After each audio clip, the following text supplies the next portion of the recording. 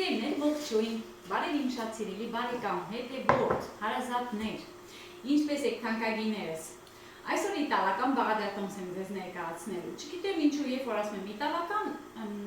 դիտումները շատ քիչ են լինում, բայց համեղ ուտեստներ են, կցանկանայի, որպեսզի դուք էլ տեսնեիք, պատրաստեիք, փորձեիք, մակարոն ենք պատրաստելու շատ համեղ սոուսով, ընտիր սոուսով։ Ես ուզում եմ, որպեսզի դուք սովորեք այլ բաղադրատոմսեր, փորձեք այլ բաղադրատոմսեր, սովորեք նաև ուրիշ երկրի խոհանոցի բաղադրատոմսերը եւ փորձեք, որ ձեզ դուր կգա, կպահպանեք։ Բայց ես համոզված եմ, որ սա հաստատ ձեզ դուր է գալու։ Սիրելիներ, ինչ է անհրաժեշտ լինել, ամենառաջինը պաստա, մակարոն, որ տեսակի, որ ուզում եք։ Ես ամբողջական հատիկով պաստա եմ օգտագործելու, այսինքն սև մակարոն եմ օգտագործելու, դուք սպիտակը օգտագործեք, խնդիր չկա, որը ուզում եք, դա ընտրությունը ձեզ եմ թողնում։ Հիմա, ինչ եմ օգտագործելու։ Սա աղացած մսի տեսակ է, այստեղ կոչվում են լիմպաստո դի սասիչը, այսինքն արդեն համեմված է, ինքը աղ ունի մեջը։ Դուք սովորական աղացած միս վերցրեք, բայց թող լինի յուղոտ, եթե հանկարծ դրանից չլինի, բայց ինչքան գիտեմ, արդեն Հայաստանում էլ են վաճառում։ Սա այնպիսի միս է, որ արդեն սենց կպչուն, ես կարող եմ իրեն հանգիստ գնդիկներ անել, մասերի բաժանել, այ հիմա այդպես ցույց եմ տալիս, թե ինչպես եմ աշխատելու։ Այսինքն, այս աղացած միսը փոքրիկ այսպես մասերի բաժանելով, լցնում եմ միանգամից թավայի մեջ, որովհետև պետք է կարմրացնենք, պետք է տապակենք։ Օգտագործելու ենք բեկոնը ապխտած վիճակում է, այսինքն ծխեցված վիճակում է, 200 գրամ բեկոն է, միսը մոտավորապես 300 գրամ է, այսպես ասեմ չափաբաժինելը դուք աչքաչափով մոտավոր կանեք։ Ջուրը արդեն եռում է մակարոնի, որովհետև քանի որ շատ արագ է պատրաստվում իր սոուսը, մակարոնն էլ ընդամենը 10 րոպեում է պաստան, 10 րոպեում է փելու է, որովհետև al dente է սեփելու, դուք արդեն ընտրեք։ Եվ ծնեբեկի անհրաժեշտներու, նախապես արդեն խաշել եմ, որպեսզի հեշտ լինի գործը, սիրելիներ, այնպես չլինի, դնեմ միջև եփվի,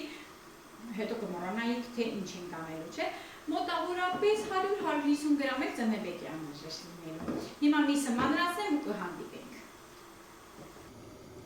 Միսը մանրացնելուց հետո մի փոքրիկ զեյթունի ձեթ եմ լցնելու ու թողնում ենք, որպեսզի լավ տապակվի, անընդհատ խառնելու ենք։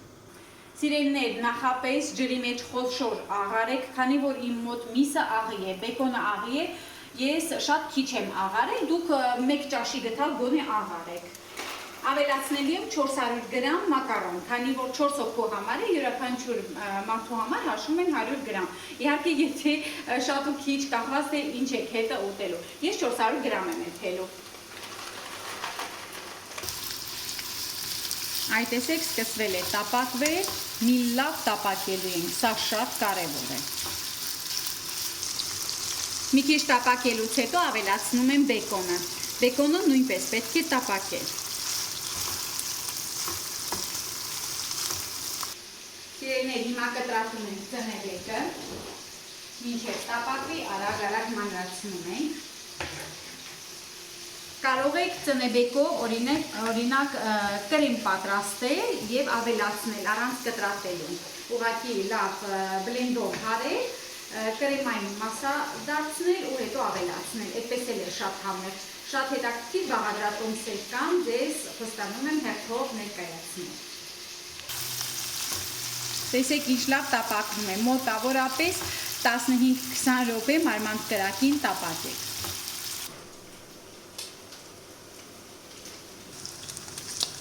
Լավ տապակելուց հետո ավելացնում ենք ծնեբեկը, քանի որ ծնեբեկը արդեն եփած վիճակում է, կարիք չկա շատ տապակել,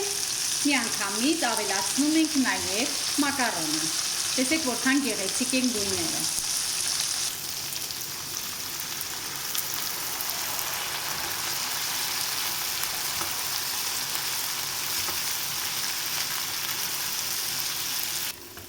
Վերջ կրակը անջատում ենք ու անմիջապես մատուցում ենք։ Սիրելիներ, պաստան մատուցվում է տեղում եփված վիճակում։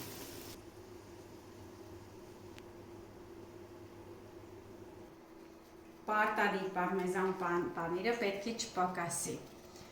Ես հիմա շատ չեմ անի, տեսեք, հրաշք է սիրելիներ, տեսեք որքան գեղեցիկ է։